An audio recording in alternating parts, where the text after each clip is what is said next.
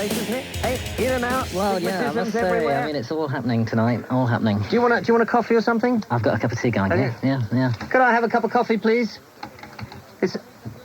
Excuse me, Mrs. Whale. Could I have a cup of coffee? Reading something about Richard Whiteley. Oh, never mind about Richard Whiteley. Go make me a cup of coffee, for goodness sake. Graham, welcome to the programme. I've just had this encounter with this guy who is reportedly from Italy, speaking Spanish through a Peruvian about the stigmata and everything else. And then he suddenly hits me with the fact that the Virgin Mary had told him the third thing of Fatima, secret of Fatima. And that included visitations from aliens that we're not to be afraid of, and the fact that a god is god of the whole universe, so obviously people or beings on other planets worship this god as well. And I only tell you this because I think some of what it ties in a little bit to what your book, The Mars Mystery, A Tale of the End of Two Worlds, has to say. The latest scientific evidence of a hidden menace lurking in our solar system, the fragments of a giant comet that passed close to Mars and to the Earth some 20,000 years ago. The evidence suggests that it was an intense bombardment of these fragments that killed Mars.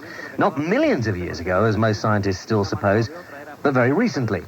On Earth, it's becoming more and more obvious that a previously unidentified civilization may have been destroyed and lost during these cataclysmic times. The Mars Mystery investigates the extraordinary possibility that an equally great civilization could also have been destroyed by our neighboring planet around the same time and by the same cosmic cause. The author Graham Hancock is with me. Did you read these two bits in the papers recently as well? Yes. The great balls of fire that could have wiped out ancient empires, and Britain races ahead apparently to probe the red planet. For life on Mars, yeah. There's no doubt that there's a growing awareness and concern amongst scientists about the dangers represented to the Earth by impacts with comets and asteroids. And I'm convinced from the research that I've done into this subject over a long period of time that there has been a hidden influence operating in our history which historians have failed to recognize.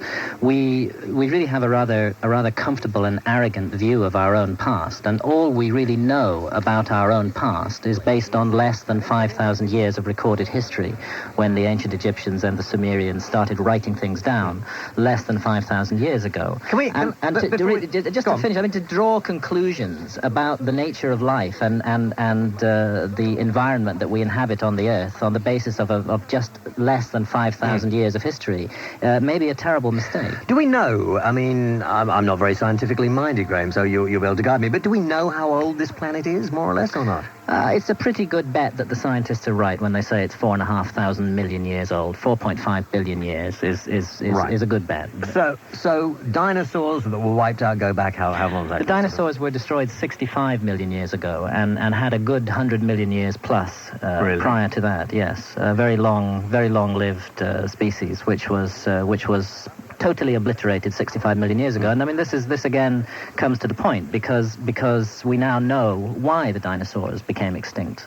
Well, do we definitely know yes, that? Because for sure. Because they're still saying we think it might. No, but no. There's no serious dispute over this matter anymore. It was disputed when the idea was first put forward that a collision with an asteroid or a comet 65 million years ago could have made the dinosaurs extinct. This idea was initially ridiculed by scientists, as almost all new ideas are. But gradually the evidence began to mount up of a layer of iridium all around the planet, dating back to 65 million years ago. And what they needed was the smoking gun, the one place on the planet where we would actually see a huge crater that could be tied to this event.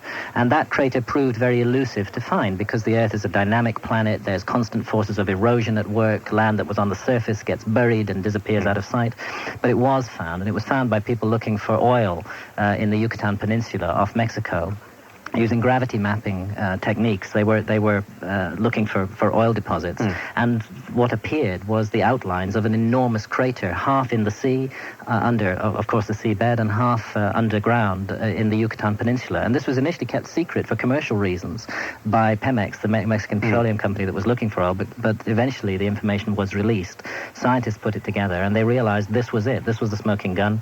It dated to 65 million years ago. It was an object about 10 kilometers kilometers wide. It hit the Earth at about 100,000 miles per hour, and it created a planetary cataclysm on an unbelievable scale. I mean, did it knock the planet off its orbit, or slightly? It would have slightly affected the orbit of the planet. It's a tall order to shift a planet out of its orbit, but this was enough of a blow to do that. But more to the point, it was an object that created global earthquakes that threw an enormous quantity of dust into the atmosphere, which then shut the planet down totally. No light reaches the planet's surface for years. Photosynthesis shuts down. Plants can't reproduce. The food chain ends. And presumably plants lie dormant, like seeds in a ploughed field that don't come round for 20 years or so. Some lie dormant, some survive, some species do survive. It was generally reckoned that about 90% of all species on Earth were wiped out in that event. And what sort of things survived, do you think?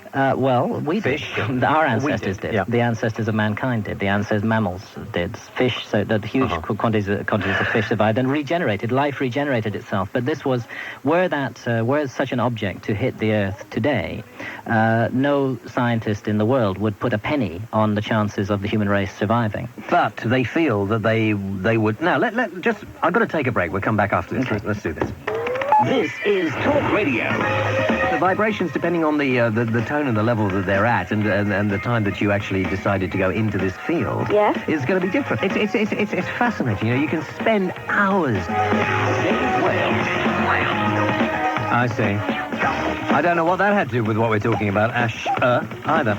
I'm talking with best-selling author Graham Hancock. His new book that comes out, he reckons, this week, or maybe next week. Yeah, it's in the shops already. Okay, it's officially published this week. Right.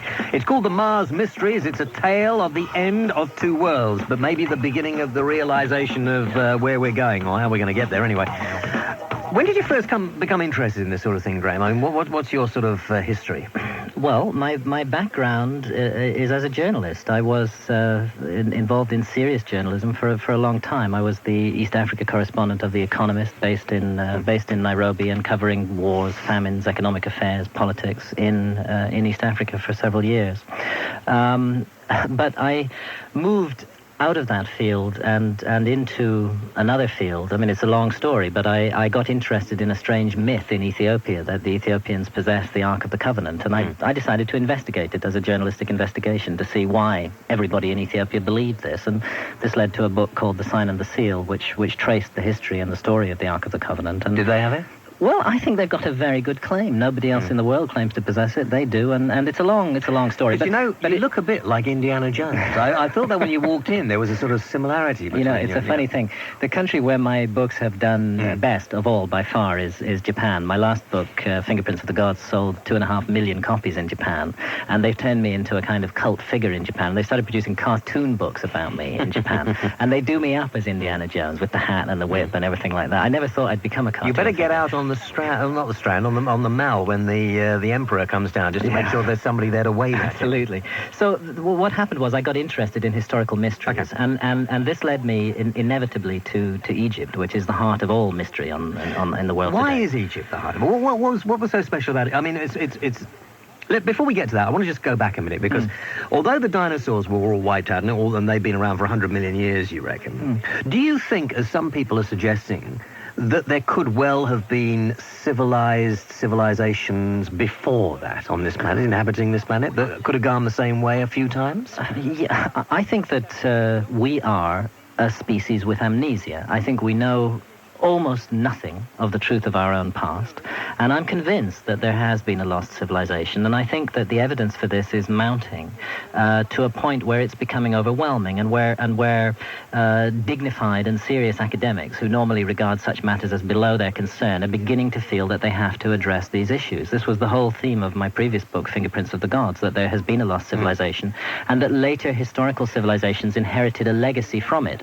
Now, I place that civilization as during the last ice age, and ending with the cataclysm that brought the last ice age to an end. But just for the reason that there could have been a civilization then, I think we have to be open to the possibility that the entire evolutionary story of our species on this planet may have been misunderstood, and that there may have been earlier episodes of civilization which we haven't tracked back to. I think we should keep a very open mind on these issues, rather than a closed and narrow mind, because you have to remember that the academic position on this is based on an extremely narrow database. I mean, scientists say that the the normal state of this planet is snow and ice, and that we are just living in a glitch between ice ages. Yes, that an ice age is normal. I've heard that view from many scientists, and there's a lot of evidence to support it. There's been many ice ages, but the truth is, nobody really knows why an ice age starts or why it stops. But all we do know for sure is the last one stopped bloody fast. I mean, it was 100,000 years of ice sheets, which, when we're talking big ice here, this stuff is 2 miles thick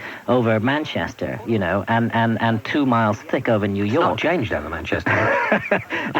and it covers millions of square miles, and it's stable, you know, for 100,000 years, and then bang, suddenly all melts down, sea levels go up 300 to 400 feet. Again, you have mass extinctions of species, and the face of the Earth changes, and that's when our memory seems to begin. We start vaguely remembering things in myths from then, and then a few thousand years later we start writing down history. How important, then, is Mars to this whole business? Because in the book, The Mars Mystery, that comes out, I mean, you're drawing sort of similar parallels, aren't you? Saying that maybe there were great civilizations on Mars and that they copped it before we did. Yes, I think that Mars is a very important part of the reawakening of our species and of the possibility that we may recover our memory. As far as we know, in the recorded memory that we have, this is the first time that we've engaged in the exploration of a neighboring planet. I believe in future years that this exploration of Mars that is underway now will be regarded as a seminal event in human history, and that we're living through a time of enormous importance, and that we may find that we're going to learn things from Mars which are extremely disturbing and unsettling. In what way? And cause us to cast our eyes on our own past in a different way. What do you think we'll find? What do you think in your... What I've tried to do in the book is address this question at some length and to gather together all the best evidence that exists in one place on what we know about Mars now. And it is an extraordinarily mysterious planet. The first part of the mystery is, here's a planet about half the size of the Earth, which is more Earth-like than any other planet in the solar system. It's a planet which definitely had huge reserves of water. It had oceans, it had lakes, it had rivers that ran for hundreds of millions of years. It had rainfall that poured down out of a dense and possibly breathable atmosphere. It may have had a rather lush, almost like a Garden of Eden type of environment, and there's no serious dispute about the presence of water, which is a fundamental prerequisite for life on Mars. And then suddenly, and nobody really knows when this happened, this whole positive environment was wiped away, wiped out at a stroke. And what confronts us now is a corpse orbiting in space, a scarred, devastated corpse of a planet. Could it have been nuclear annihilation? No, I don't believe that. I think that the evidence is very clear on what happened to Mars. Mars was destroyed by a massive bombardment of rock from outer space, and scientists are now beginning to say. Yeah, there's really no doubt about this. This is what happened to Mars. The question is, what exactly was the nature of this bombardment, and is it something that's dangerous to the Earth as well? And I believe it is, and that this is the first thing that Mars is beginning to wake us up to. Right, let's go through this a little bit. So what we're saying is that these meteors that didn't strike Mars and didn't strike Earth all those years ago are still within the orbits of, they come around. I mean, we've just had Hale-Bopp that everybody saw up there for ages hanging around in the sky, and nobody knew it was there. The ancients regarded an object like Hale-Bopp with awe and terror, and I believe that they did so for a reason. When a comet was seen appearing in our skies, this was seen as an omen of disaster, and the evidence suggests to me that comets are and should be linked with disaster, and that we need to wake up to the danger that they represent. Let me just tell you a little bit about the story of Mars, because it's a very bizarre thing. Running all the way around the planet is what is effectively a sheer line of cliffs, like an equator running around the planet, but actually tilted at about 35 degrees to the actual equator of the planet. It divides the planet into two hemispheres. South of that hemisphere, there are thousands and thousands of enormous craters. One of those craters is 2,000 kilometers in diameter and 5 kilometers deep. And there are 3,000 craters which have got 30-kilometer diameters. The southern hemisphere is just completely smashed to bits and pulverized. But that hemisphere is 3 kilometers higher than the northern hemisphere. You envisage a sheer line of cliffs, and then it drops down. Is it twisted on it? Well, this is a question that I've tried to address in the Mars Mystery. What could be the reason for what they call the line of dichotomy that divides the planet into two distinct hemispheres, with a high southern hemisphere massively cratered and a much lower northern hemisphere which is smooth and appears to have lost its crust? There's no doubt that what caused this was a bombardment. The question is the nature of that bombardment. And what I've done in the book is to look into the latest, the most credible scientific work that's being done in this field. And the most credible scientific work that's being done in this field says comets are the danger to planets, and that something like Hale-Bopp or Halley's Comet may reach a size of 30 or 40 kilometers in the nucleus. That's the head of the comet. But it's now known for sure that there are such things as giant comets in the solar system, which have no known upper limit. They may be 300 to 400 kilometers in diameter. They're winging through space at thousands and thousands of miles per hour. Some of them cross the orbits of the planets like Mars and Earth. And we know from what happened to Jupiter in 1994 with comet Shoemaker-Levy 9 that a comet can break up into dozens of fragments. Shoemaker-Levy 9 broke up into 21 fragments. All 21 of those fragments hit Jupiter. If those fragments had hit the Earth, it would have been the end of life on Earth. So we know comets hit planets, and we know that comets fragment. Okay, so was Hale-Bopp possibly the forerunner of a huge amount of that are coming around, which is why people use... See, trouble with comets is you just don't know when they're coming. But can't we track them on radar? Can't we? Nobody's looking. Nobody's really looking. There is no coordinated international strategy which is getting any serious money put into it to look for comets and asteroids. So why did NASA say the other day, there was a story that came and went very quickly, within 24 hours it had been killed. The story was that there is a huge meteorite heading towards Earth, and they reckoned in about, I can't remember how many years, a couple of years, it had a 1 in 10 chance or something like that of striking this planet. And everybody was talking about it. The following day, NASA put out a story saying this is completely wrong. We've redone our calculations. It's going to miss us by about 300,000 miles. 300,000 miles, by the way, isn't very much. Since the Earth travels at 66,000 miles per hour, that's 5 hours. That's a 5-hour miss.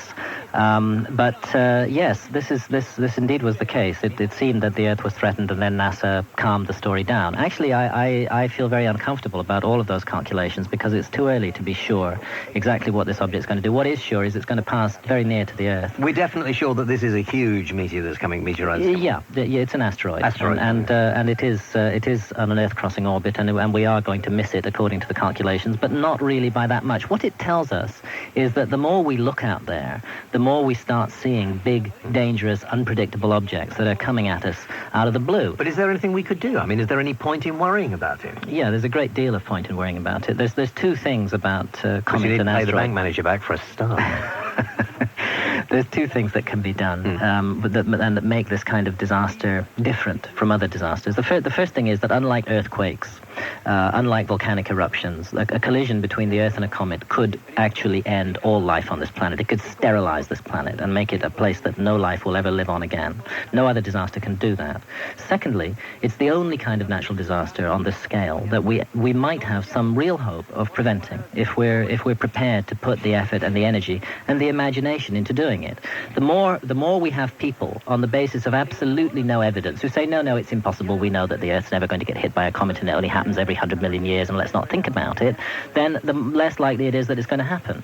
Our species has huge resources. We spend vast amounts of money on the military. We put amazing ingenuity into working out ways to destroy each other. Look at this grotesque act of vandalism that India committed with the explosion of nuclear weapons along the border with Pakistan. And the grotesque act of vandalism that our own governments and the government of America and Britain, just simply in maintaining these weapons of destruction, carry out. And the money that is put into inventing ways to kill fellow human beings.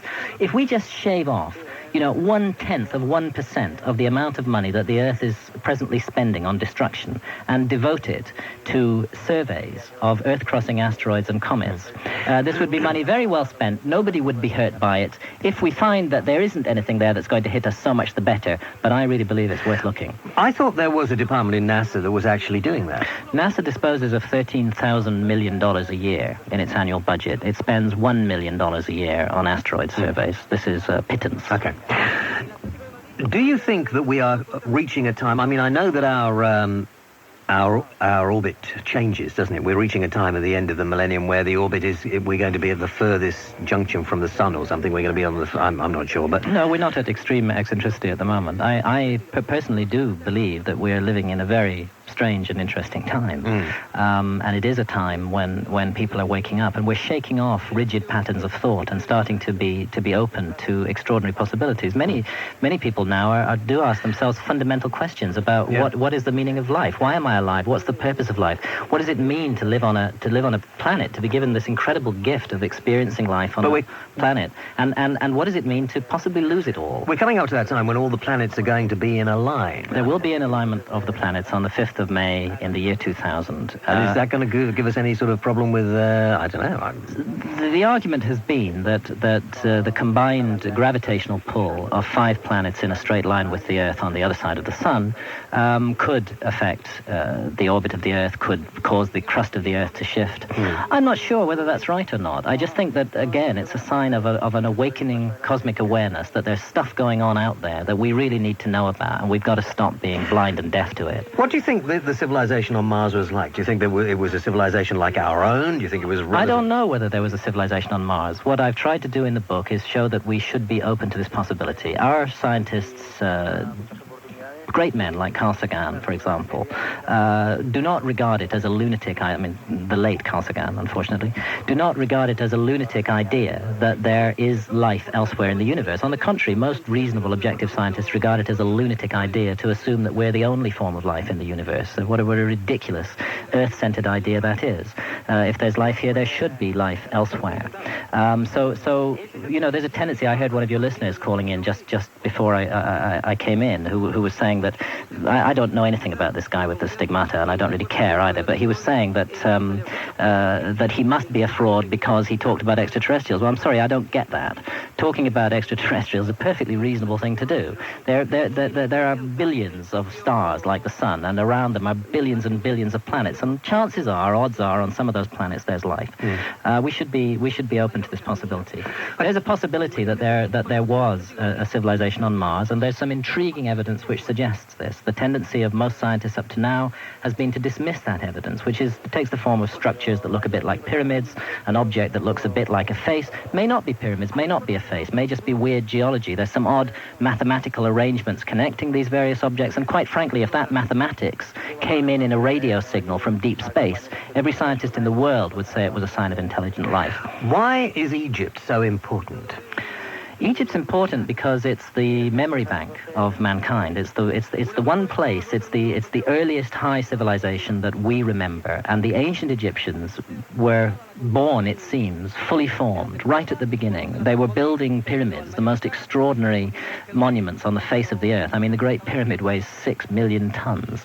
It's 450 feet high. It's perfectly aligned to due north, south, east, and west.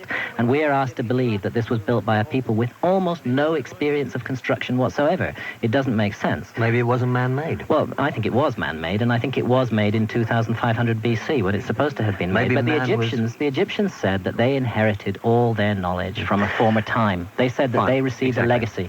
What I wanted to ask was, why did these people in these times know so much about the heavens? They didn't have telescopes, they couldn't see. How did they know all these things? They knew an amazing amount. They saw, for example, the constellation of Orion, which they identified with the god Osiris as a place of rebirth, a place of creation. And we now know that the Orion Nebula is a star factory producing new stars, giving birth to new stars. How did they know that? The ancient Maya of Central America also called Orion the place of creation. If you read the ancient Egyptian Book of the Dead, there are astonishing passages which appear to describe the life of a star, how it makes a vast journey for millions of years traveling through space. They do seem to have had a sophisticated knowledge of the cosmos, and they realized what we don't realize, that our life here on the Earth, in this little local environment of ours, is governed and controlled by things that happen at the galactic level very distantly. And they related themselves to the galaxy and to the cosmos, whereas up till now, up till our own generation, we human beings have related ourselves to our own pathetic, petty little concerns. Now, there have been a number of theories. I'll take a break in a moment, Ash, it's okay. There have been a number of theories, Eric von Daniken, I'm sure everybody's familiar with, and different things that are thinking that maybe at this particular time there was a visitation from another world.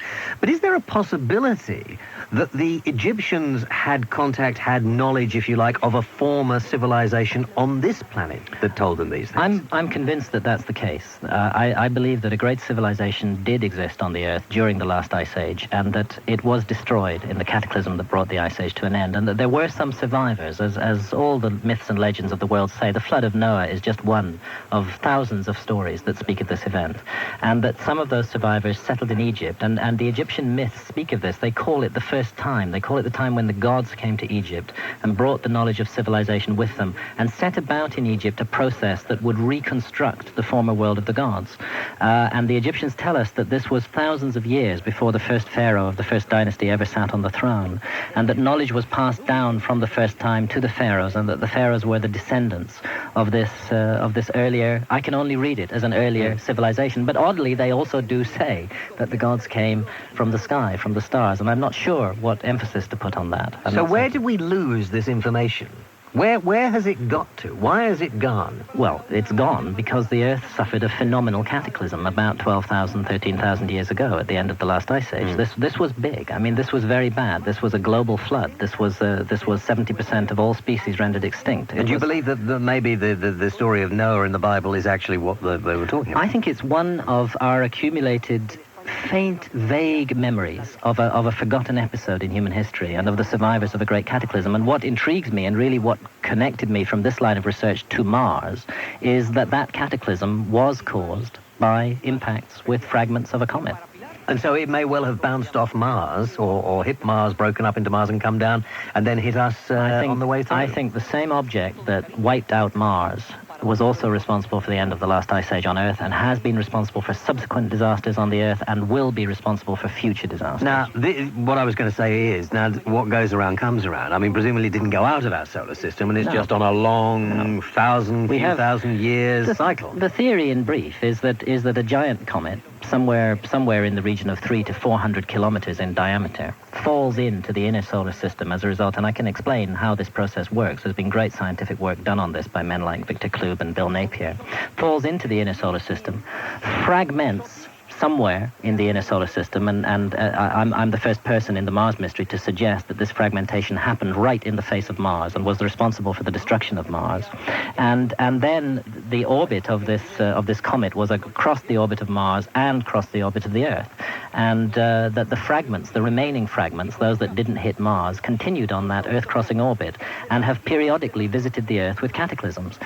During the last 20,000 years, the best evidence suggests, and I find here the work of Sir Fred Hoyle and Chandra Wickrem Singh at Cardiff University support this very strongly, that at 10,500 BC and 8,500 BC, approximately, the Earth was hit by two fragments of comets. These were responsible for ending the last ice age and for the cataclysm that I believe wiped out a great civilization on the Earth, and that there were later impacts around about 2,300 BC. There was a piece in the press about that today, which was responsible for the sudden demise of historical civilizations at that time, and that there have been subsequent impacts. But the most worrying thing is that in this stream of debris, which is called the Torrid meteor stream, some calculations suggest there may be an object 30 kilometers wide, which we haven't seen yet. A comet, when it isn't active, a fragment of a comet which is dark, is amongst the darkest things in the solar system. You can hardly see it. It reflects less than 4% of light that strikes it.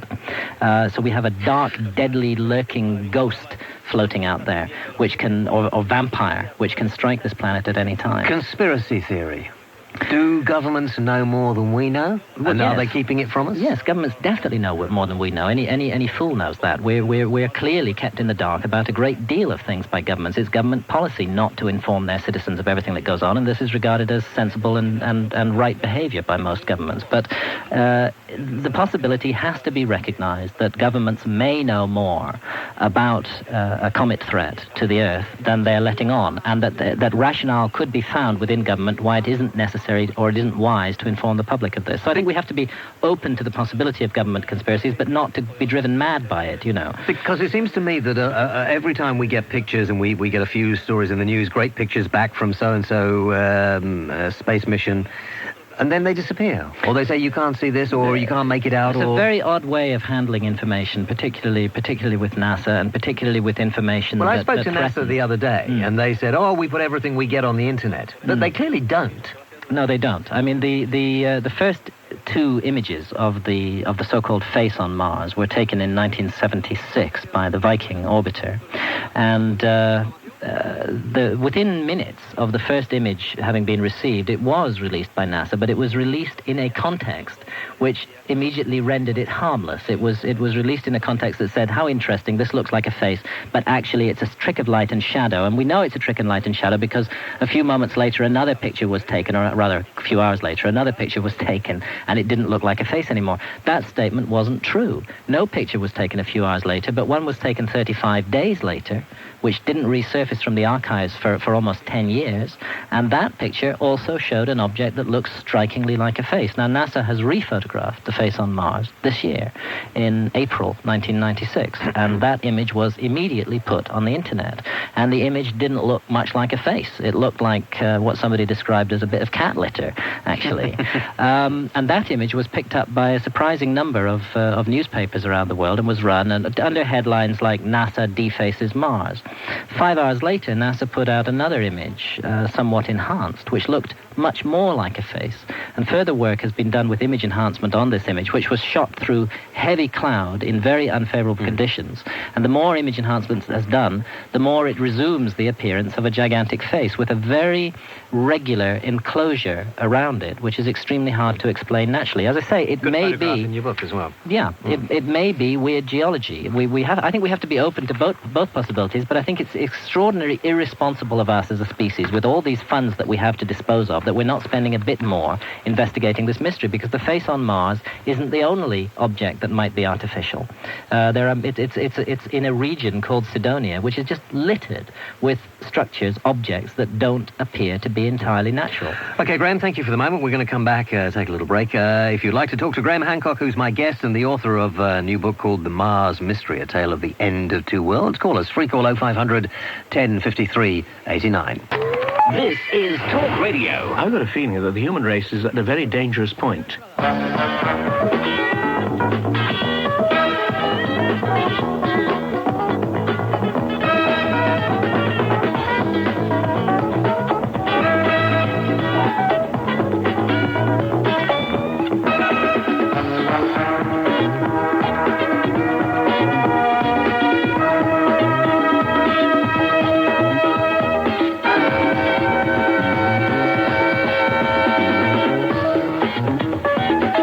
Okay, welcome back. You join me with Graham Hancock, and we're talking about whether or not NASA is playing a sort of political game. They want to keep their funding going. And Graham says, obviously quite rightly, that they would get lots of public funding, I'm sure, if they said we're going after to prove there was intelligent life on Mars at one time. But why is it then that they don't? Why are they?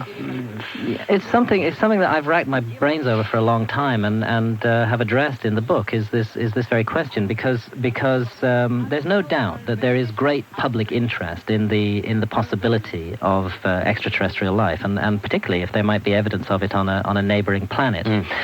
There's a lingering tendency amongst scientists, and actually Eric von Daniken, who you mentioned earlier, is in large part responsible for this, that anybody who talks seriously about the possibility of extraterrestrial life close to the Earth is going to be branded as a lunatic. And a lot of scientists are deeply reluctant to get into this area because they're afraid for their own careers and their own reputations, so they don't want to do it. And I think that in NASA there has been a substantial mindset in place that there couldn't be, there just couldn't have been an intelligent civilization on Mars, and therefore these objects that have been photographed on Mars must be natural.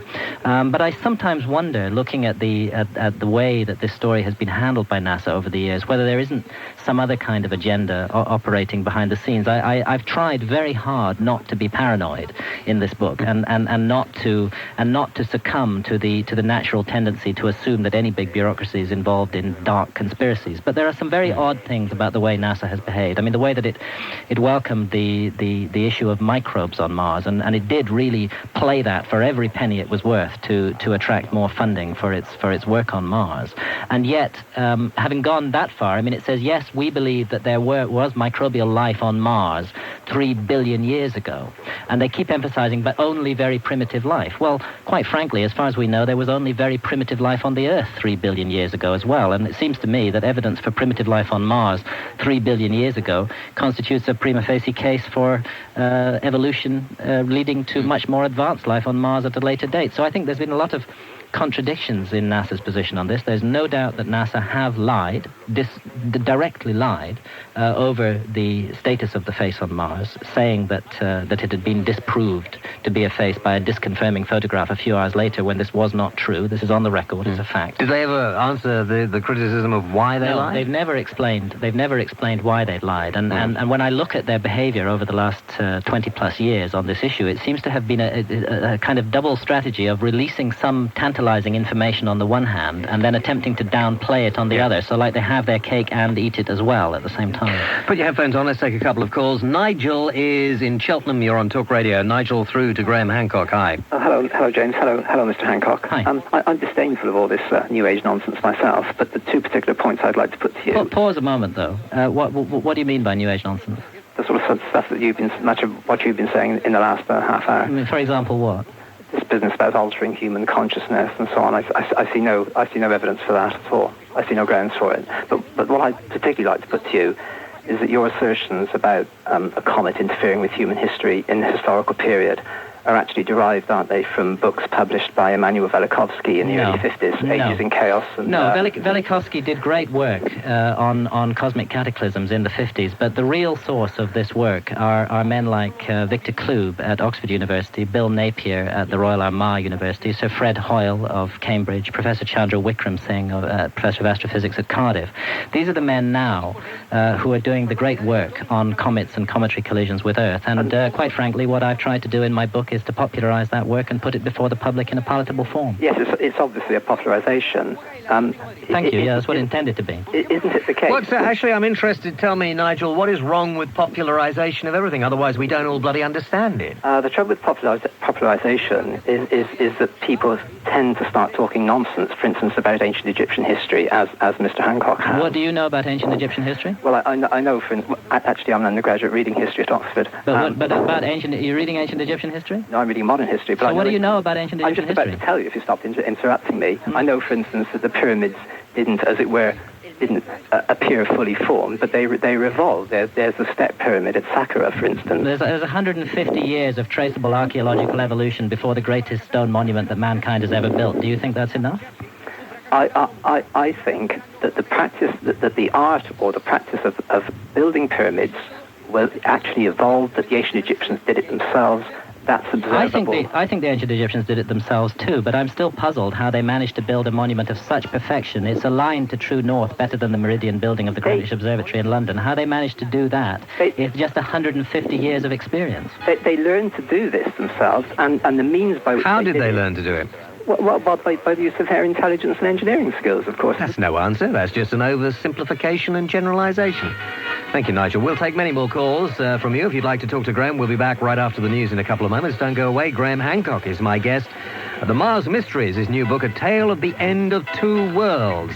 How much longer do we really have? Join us and find out.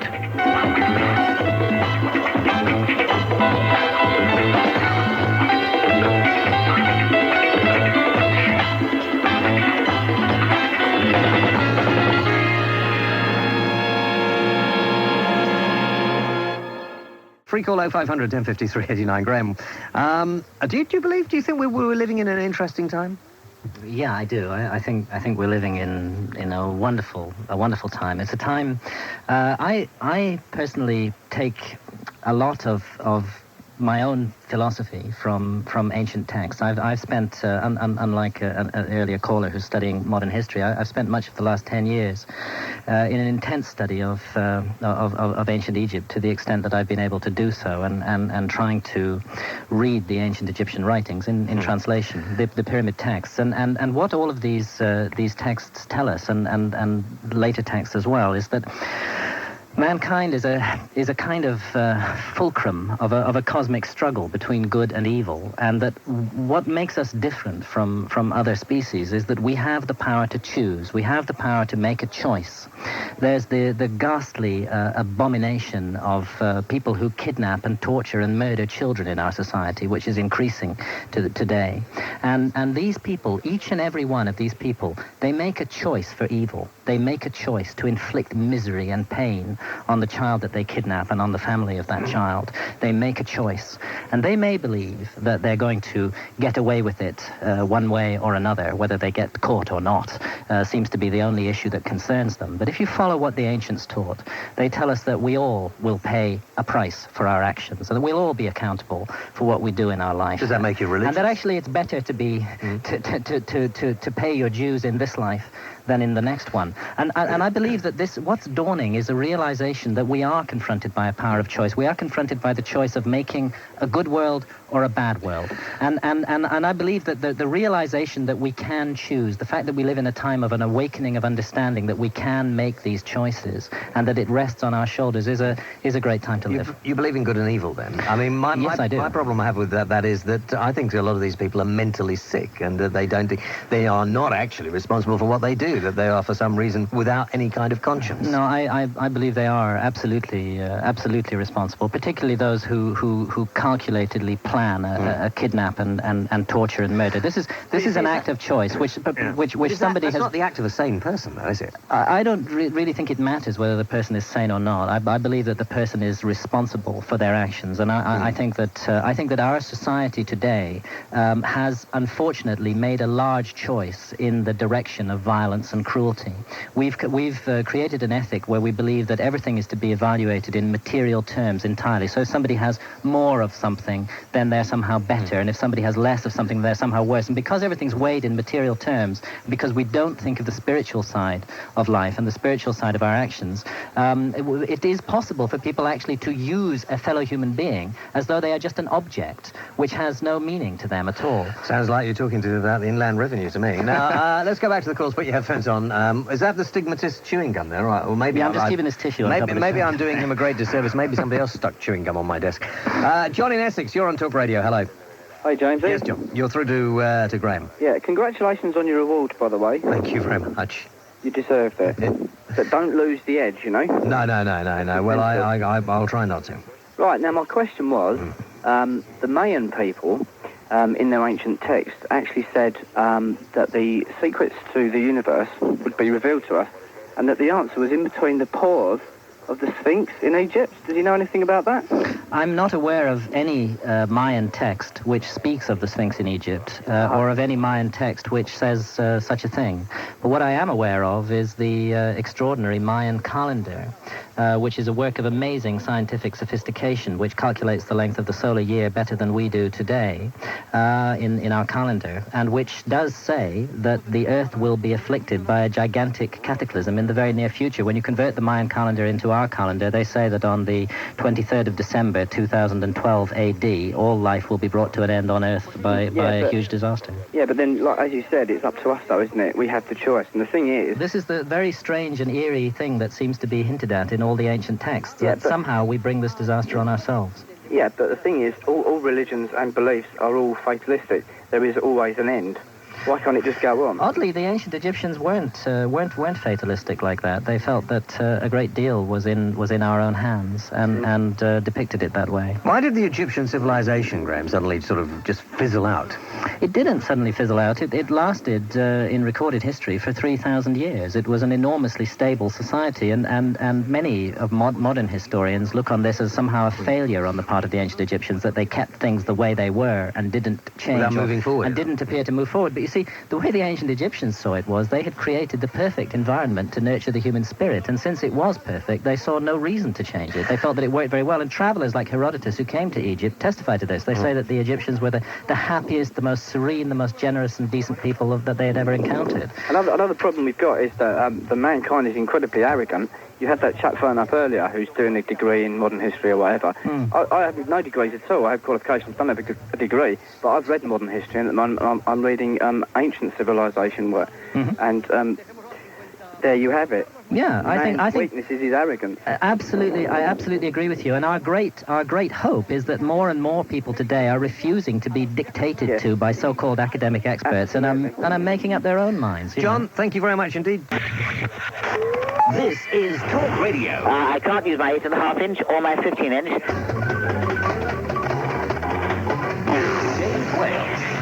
Do you think, Graham, we're trying to get back to the sort of the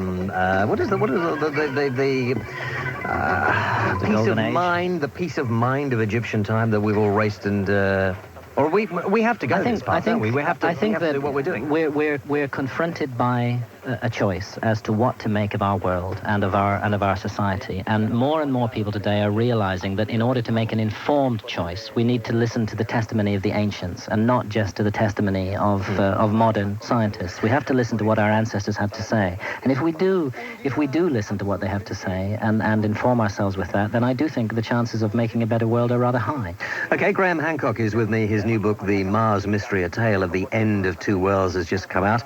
It's all about what happened to the possibility of a civilization that used to exist on Mars that seemed to suddenly disappear, and how does that relate to the fact that this planet may well have had other civilizations that also disappeared, and are we in line, if we're not very careful, to bear the brunt of another attack is the wrong word, onslaught is a better word, from meteorite, not meteorite, well, they're bigger than meteorites, aren't they? The best bet is a giant comet fragmented into many parts. Okay, let's talk to Jonathan, who's on his car phone somewhere in Birmingham. Jonathan, you're on the air, and through to Graham. Good morning. I was in a film that's just been launched called Deep Impact, and I don't play a very big role in it, but... Any role's better than none, you know. Oh, quite. There's a theme to the film, just about, and this huge meteorite's going to hit Earth, and they come up with a plan to annihilate it and blow it away.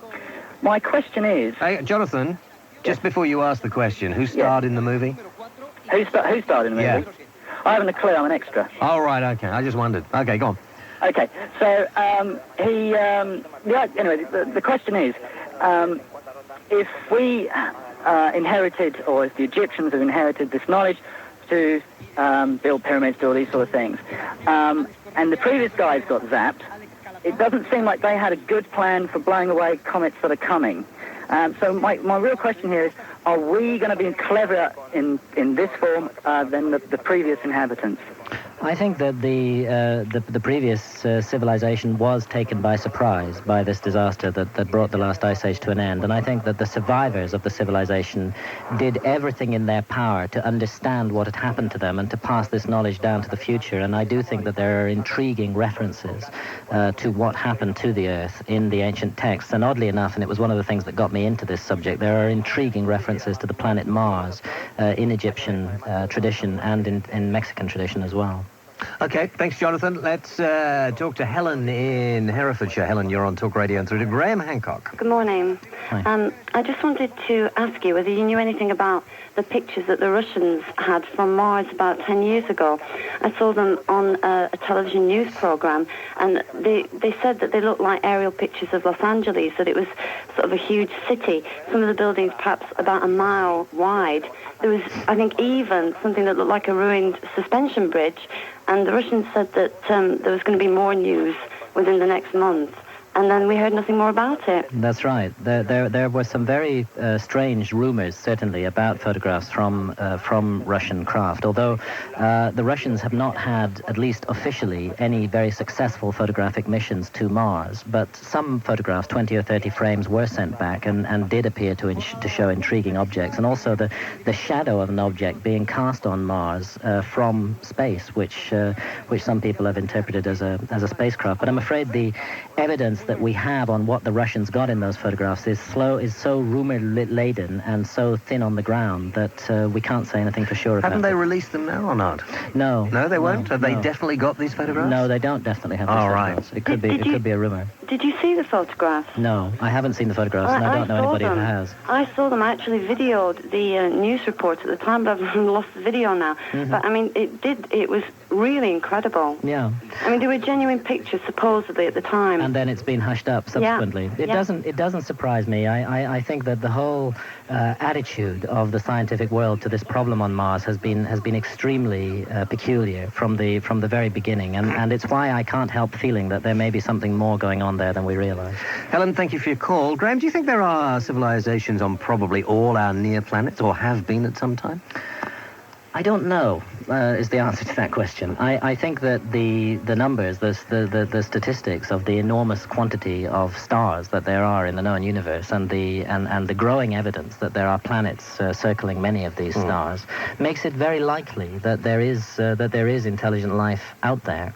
We know that there's life in the universe because we're alive. The only question is, are we an absolutely unique and unrepeatable event, or are we something that is a general process within the universe? I tend to favor the latter view. I suspect that life is the essence of the universe. I think that's what the universe is for. I think it's a theater for life to experience itself in. What is the? We have a trip going to. Is it one of the moons of Jupiter or one of the moons of Saturn? I can't remember at the moment. Yes, moons of Jupiter and moons of other outer planets as well are all being surveyed at the moment, and there are interesting signs, particularly of water, and suggestions that there may be beneath a frozen crust on some of the moons, that there may be life in that water. What we need to do, of course, and what part of your book is about, is we need to try and get the authorities and people interested in keeping an eye out for asteroids that are...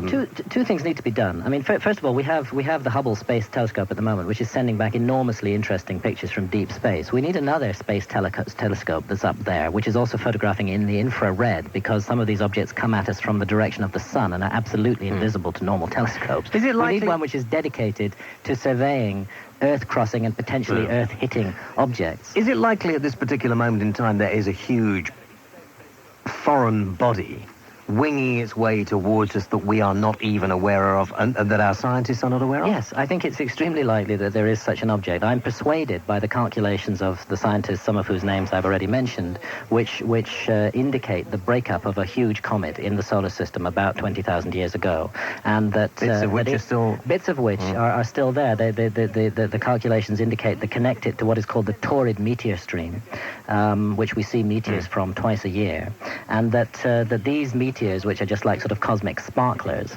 are just the outer fringes of a huge cloud of debris which is whistling through the solar system and which crosses the path of the Earth. But we have been hit. I mean, we've been hit. Apparently in Siberia there was a huge... There was an enormous explosion in Siberia in 1908. It's called the Tunguska event. And this was caused, calculations suggest, by a tiny object, which was just 70 meters, what's that, about the size of a city block in diameter. And that 200 feet. Now, that exploded in the air about 6 kilometers above the ground. And the consequence of that explosion was that 2,000 square kilometers of forest in Siberia was completely devastated and flattened. 400 kilometers distant from the epicenter, they were feeling huge earthquakes in the ground as a result of it. I mean, this was a major event. People's clothes were set on fire hundreds of kilometers away by the fierceness of the explosion in the atmosphere that resulted from this. And this was just a tiny thing. And actually, it's very interesting that occurred in June of 1908, because June is one of the two times in the year when the Earth passes through the Torrid meteor stream. And the majority of scientists who are studying these matters think that Tunguska object, as it's called, was a fragment of this same giant comet that also ended the last... Oh, that's wonderful. So we're just about to get in there now for the next... They believe that we're in a bombardment episode 9. See, the interesting thing is that I touched on this a little bit earlier, is that we tend not to realize how much our lives on Earth are governed by the galaxy. But most people don't even think about this, but just as we're in orbit around the sun, the sun is in orbit around the center of the galaxy. And this orbit takes 250 million years to complete. And as the sun goes round the center of the galaxy in this orbit, it doesn't just move in a flat plane, but it behaves rather like a porpoise, going up and down through what's called the galactic plane. And when it's above or below the galactic plane, it's in a relatively quiet area of space. But when it's passing through the middle of the galactic plane, it's in a very lumpy area of space filled with things called gigantic molecular clouds and spiral arms.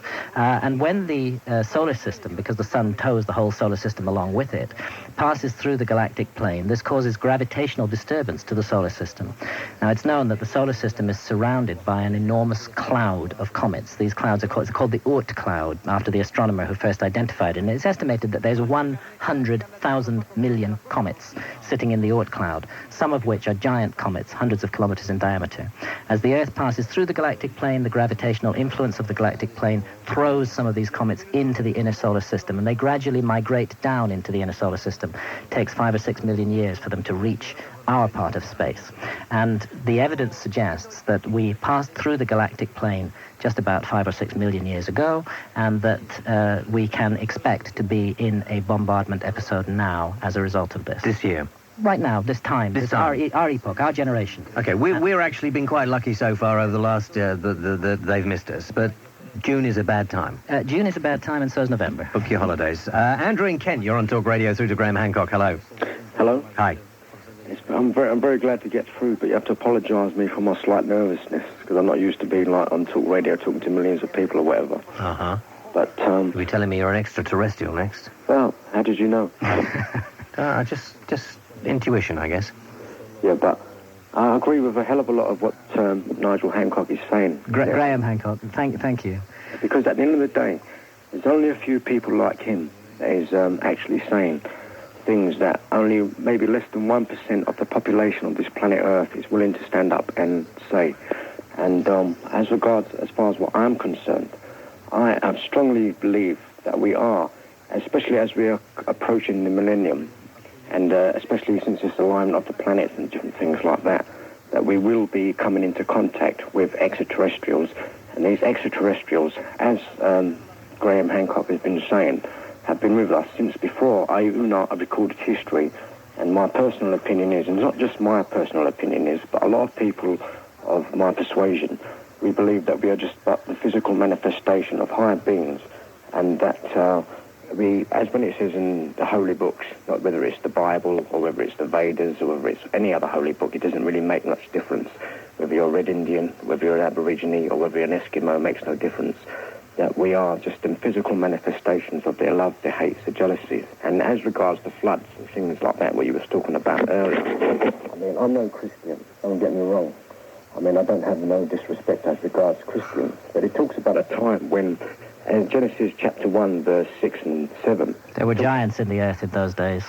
Could you say that again? There were giants in the earth in those days. That's right, the Nephilim. Yeah. I spoke about the Nephilim, because it's in Genesis chapter 6, it speaks about the time in Genesis chapter 6. And I'm only a reasonable expert. I'm no great expert, but I'm only a reasonable expert in, just say, one holy book. Which is? The holy, what some people would call the Holy Bible, the Old Testament and the New Testament. Right. But it speaks about a time when even in verses 1, 2, and 3, when even the sons of the true God came down. And when do you think, Andrew, this is likely to happen? Well, according to not just what's written down in the holy books, but according to many other people. I mean, I don't know if you saw that television program the other day. I mean, I don't take much notice of these programs because they're just old, not old hat, but they're... Yeah, so they come along... The question I ask, though, is when do you think this is going to happen? Well, I think it's going to happen with, according to one book anyway, I can only tell you as regards one book, and I am no Christian, but within the generation that saw the First World War will still be alive when this will happen. Well, they've missed it then. Right, thanks very much, Frank. Nice talking to you. We'll take a break back after this.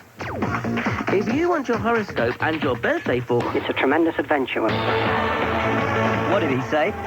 It's a tremendous adventure when we die.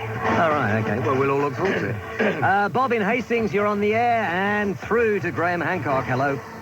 Hello, James. Hello, Graham. This is Bob in Hastings. I'm originally from Oxford. I saw the original photographs of Mars. There's nothing to be ashamed of that you are in Hastings now, Bob. That's it. By the sea, James. You're very nice, Bob. We can't all live in Oxford. I lived in the Cowley Road, James, for quite a while. There's no answer to that. I've been researching UFOs. I've investigated Mars. Have you? How did you get there? I was 6 years old. I happen to believe the pyramids were probably built by the ancient giants, which you've just referred to, haven't you? I quoted from Genesis 6, but I don't believe that. I think the evidence is compelling and overwhelming that the pyramids were built by the ancient Egyptians. What interests me is what the ancient Egyptians themselves say about their own history and about the source of their knowledge. I think we're on a hiding to nothing to try to attribute the pyramids of Egypt to extraterrestrials. Thank you, Bob. The pyramids actually weren't built as burial chambers, were they, nowadays? I don't believe they were. It's a common assumption that the three great pyramids of Egypt were built as the tombs of three pharaohs, Khufu, Khafre, and Menkaure in the 4th dynasty, but there's absolutely no evidence whatsoever for this assumption. Later pyramids definitely were used as tombs, and they contain acres of inscriptions inside them, which tells us precisely what they were. But these pyramids contain no inscriptions whatsoever, and there's no evidence that they were built as tombs. No body, no mummy was ever found inside them, no grave treasures were ever found inside them, and they have enormously complex internal systems and passageways. I have my own view on what they... What do you think, therefore? What they were. Well, we know that the ancient Egyptians were enormously interested in the afterlife, and they were interested in what happened to them after death, and they believed that their life was their opportunity to prepare for death, and that this opportunity should be used well. Their religious system had it that we make a journey after death through a particular region of the sky that they called the Duat. And in that journey, we're held to account for everything that we've done with our lives. And this relates to our moral actions, but also, very mysteriously, it relates to the knowledge that we've accumulated during life. Basically, the question is, did you use your life and your brain well, or did you just fritter it away and waste it? And in the ancient Egyptian view, if you wasted it, then you would pay a very, very heavy price in eternity. They believed that it was important to gain foreknowledge of this region of the sky through which they expected that their souls would travel after death, and the region of the sky included the constellation of Orion.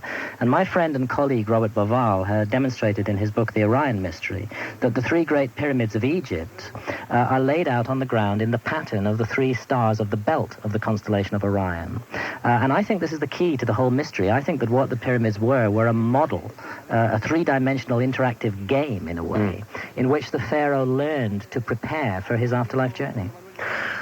You said you don't think there was any extraterrestrial help in building them. You believe that the people of Egypt had built them. Do you think that they were more technically inept than we are now, or that we understand that they were? I think that they were enormously technically accomplished. The Great Pyramid of Egypt is a precision instrument. It's an astonishing work of building and construction, and we should never downplay the achievement involved in laying 2.5 million blocks of stone. Maybe there is some sort of, do you see that great movie Stargate?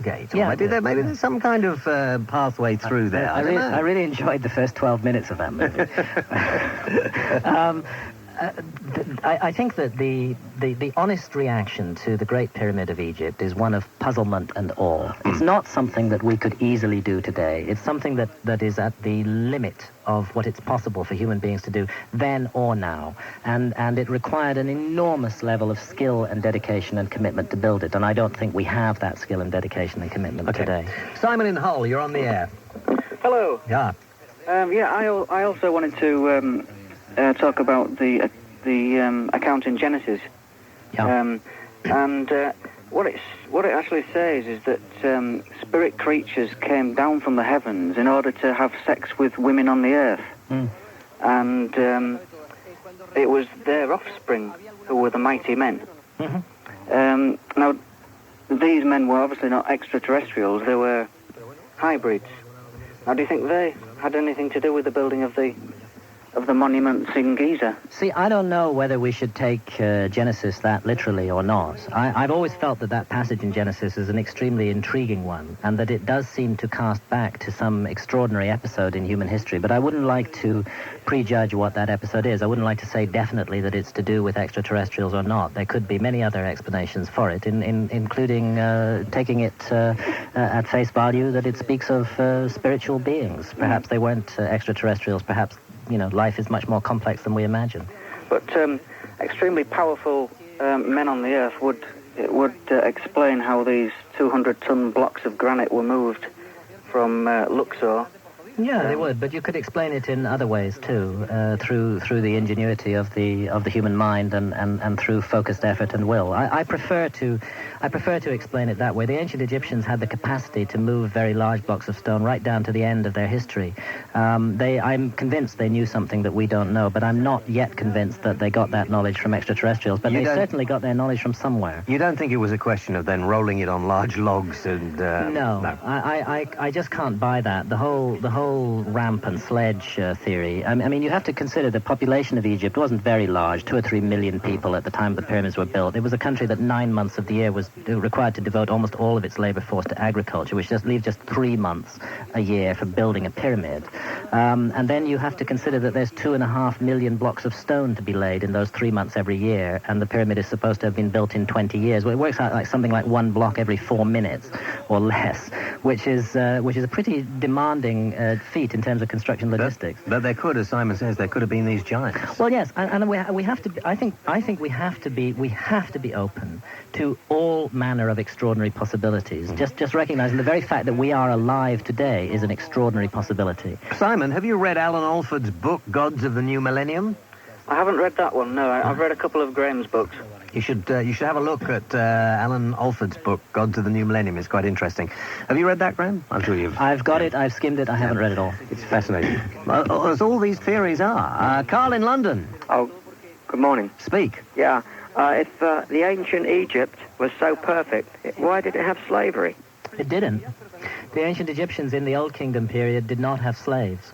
This is a myth. It's a myth that the pyramids were built by slaves. There's absolutely no evidence whatsoever for this. The ancient Egyptians, at 1 or 2 periods in their history, did engage in small-scale military endeavors. They did invade other countries, but they never colonized or occupied them. They always came back. And if you go to the Old Kingdom, which is the essence of Egypt, you'll find no slavery, no military adventures, a focus on the spiritual life. But every society deteriorates somewhat over time. You mean it was voluntary?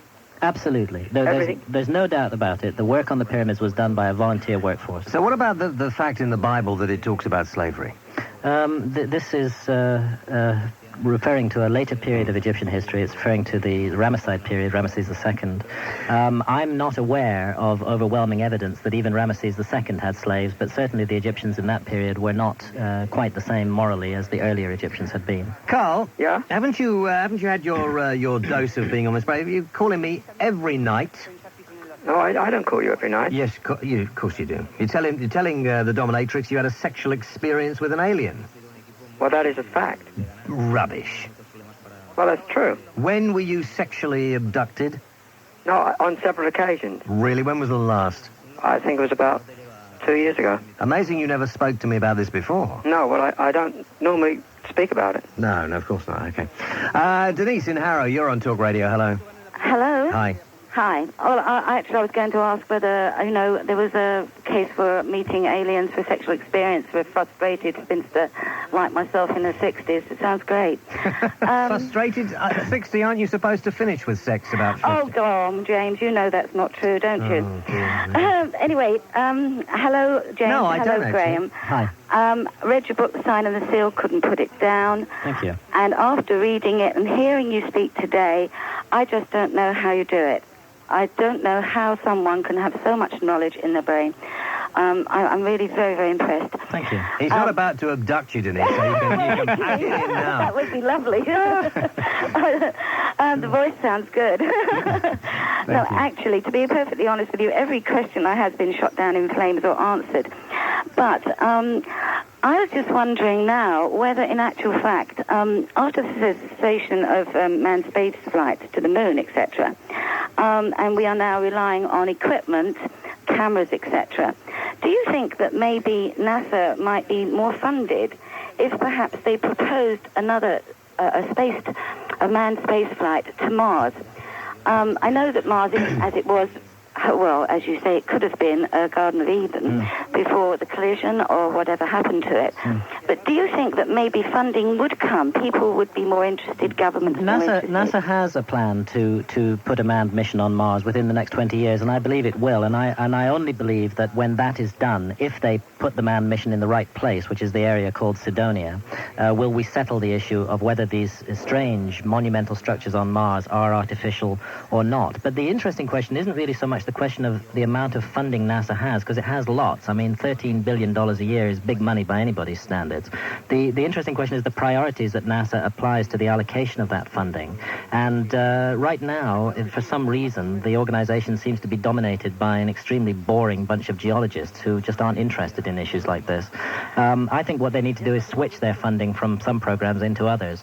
And the manned landing on Mars, I regard as an absolutely top urgent priority, because I believe not just that we will settle the issue of whether there was intelligent life on a neighboring planet, which is an issue worth settling, for goodness sake, but also that we may learn the truth about the cataclysmic history of the solar system by landing on Mars. Do you also think that if they found that these buildings were of perhaps, one could say, man-made or Mars-made people, do you think maybe this could go back into time when maybe there was a civilization which was doing interplanetary travel between Mars and the Earth? Very interesting point.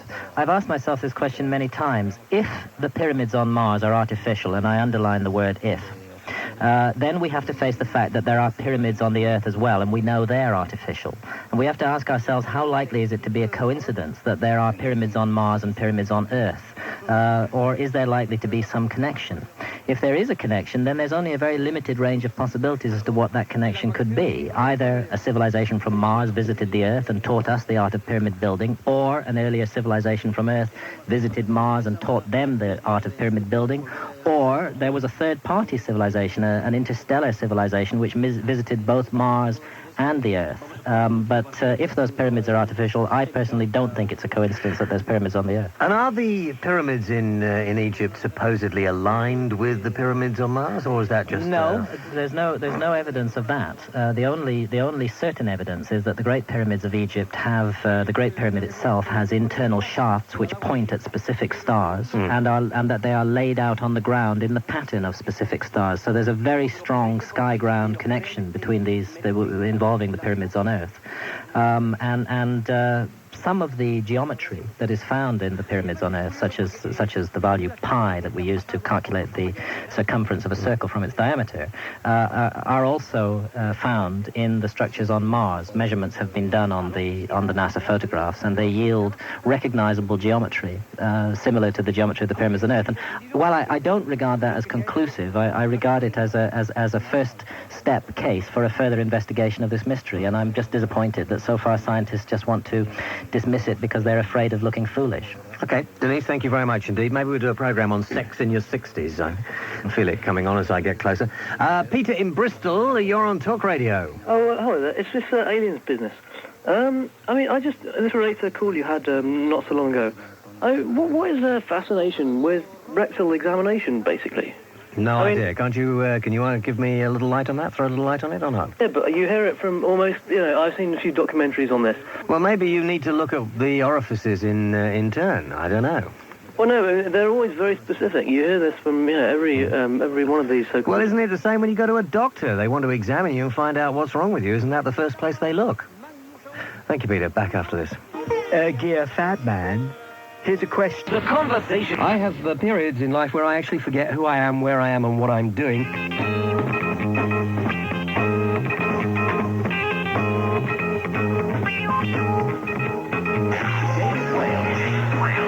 Ash, what is she laughing at tonight? What is wrong with her? I don't know. You give her a couple of bloody drinks before the programme. Aliens calling me and Martin. She likes that rectum call. What? Rectal. She likes rectals. Yeah, she seems to. I don't know what that's all about. She's anally retentive. Yeah, there's a possibility of that. I mean, maybe people can ring her up and ask her. You need to get some colonic irrigation, man. Stick a hose in it. No, maybe you need colonic irrigation. Yeah. Why don't we do that on the show that you clean your car with? That'll do it. Yeah, or we could use an air one as well. Yeah. Get the right pressure. Yeah. And so, what are you going to use as the receptacle? A bucket? Yeah. Yeah, that's it. Sorry about this, Graham. We're just working out another program. So we will canonically irrigate the dominatrix on the show. Just give us a ring and tell us if you think that's okay or if it's too tasteless, even for us, on one of those shows which are completely unconstructed, as Lloyd Grossman would say. Right, let's go back to the calls. Graham Hancock is with me, and we're a little light relief. Well, colonic irrigation is definitely that. David in St. Helens, you're on the air. Speak. Oh, hang on, David. I've got to press your button, then you can speak. Hello? It's very technical. Yes, David. Oh, hello. I was wondering if Graham thought there was any link between the fact that most ancient civilizations seem to have a deluge myth, and could the Ark have actually come from Mars if there was a huge... If thousands of comets smacked into the surface? A very interesting point. I mean, can you explain that to me? Because I didn't understand that. I think what the call is getting at is that that the idea of Noah's Ark as a boat which survives the flood by floating on the waters, one can envisage a different kind of ark if you had a civilization advanced enough, which would be a large spacecraft that you put people off planet for a while the disaster occurs, and then put them back on it, or put them on a neighboring planet. And again, I don't know. What I tried to examine in... Graham, sorry, so what, I haven't heard that theory before. It's quite fascinating. So you reckon that maybe a civilization on this planet, or a civilization from another planet, came here, took a species from this planet on this massive aircraft, took them away, and then brought them back?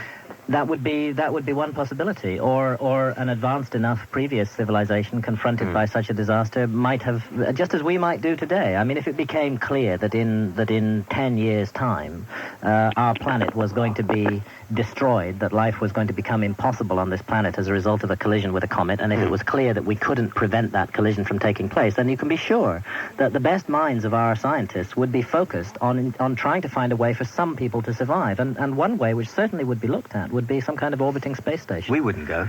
Well, I think it would be extremely selective. I'm quite sure that you and I would not be there, yeah. David? Yeah? Was that it? Yeah, that was great. Okay, thanks very much indeed for your call. Ken in Basildon, you're on the air. Hello, James. Hi. All right, can I ask a very simple question? Yeah. Does your guest believe that when the planet goes bang, that he will survive after his death, based on what he's learned from his ancient writings? I believe firmly in the afterlife. This again is an area where you find scientists sort of chuckling into their sleeves whenever somebody mentions it, because they're convinced that there's no life after death. But actually, when a scientist, I mean Richard Dawkins as an example, says categorically that there is no life after death, this man is not making a scientific statement, because there's no evidence whatsoever for the statement that he's making. He's actually making a statement of his own rather miserable and narrow religious belief. Yeah. Because it is a religious belief that there is no life after death, just as it is a religious belief that there is life after death. I think it's a 50-50 shot in logic, and I think that the balance is slightly tipped in favor of life after death because of the enormous accumulated testimony of the ancient texts, and because of interesting things like near-death experiences that people have had. Yeah. But don't you find there are more people like yourself these days who are looking at life after death logically rather than religiously? Definitely. And I think it's a perfect thing. I think it's brilliant. I think it's a very important thing for people to do. I think it's one of the reasons we're here, is to consider the mystery of being alive, and to realize the very serious possibility that we really may be held accountable for what we do in life. And since it's a 50-50 shot at the very least that it could be that way, it's very sensible for people to live their lives in somehow a decent and thought out manner, rather than in an indecent and cruel and vicious way. If for no other reason, just in case. I mean, it's logical, It's logical. Take advantage of this incredible opportunity of being alive and make the best of it, and make the best of it for everybody around you. Thanks, Ken. How sure are you, or how am I mean, that we are different? I mean, we're obviously different from other species, but they all have brains to a certain extent. So the great whales of the ocean presumably or supposedly have bigger brains than we have. It's a very strange and weird thing to be alive in any shape or form. I mean, why is something a monkey rather than a stone, or a human being rather than a piece of wood? I mean, it's a very odd thing, and really this is not a matter which any science has ever come to grips with. I mean, for all I know, the whole of life could be some sort of vast virtual reality game.